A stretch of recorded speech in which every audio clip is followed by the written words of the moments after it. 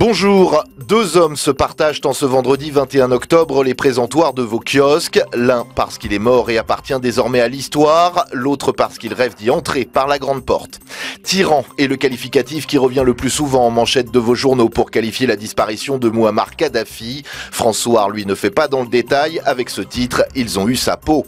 Libération salue la fin d'un tyran tué dans des circonstances douteuses, précise le journal, qui s'attarde sur le flou qui entourait cette mort. Faute d'explications claires, Libération privilégie l'hypothèse d'une exécution sommaire, une vengeance bien naturelle qui inquiète l'éditorialiste, mais qui ravit l'une des infirmières bulgares otages durant 8 ans du guide libyen.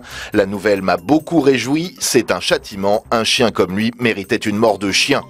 Kadhafi, la fin, titre sobrement Le Figaro. Sur une photo du guide de la révolution libyenne au temps de sa splendeur, le journal retrace les 7 mois de combat qui ont amené à sa chute.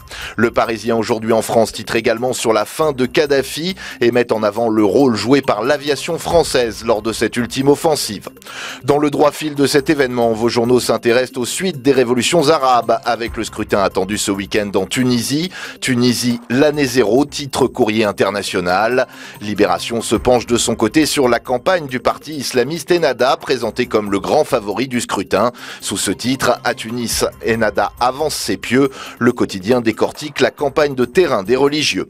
Vos journaux reviennent également, mais très timidement, sur la crise sociale à Mayotte et la mort d'un manifestant. Le correspondant du Monde décrit l'émotion suscitée par ce décès dans une île secouée par de graves troubles sociaux depuis 3 semaines.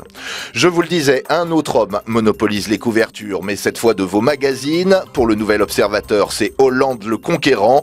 En politique comme dans la vie, explique l'hebdomadaire, on se construit toujours contre quelqu'un ou quelque chose. Lui, c'est l'anti-Sarko.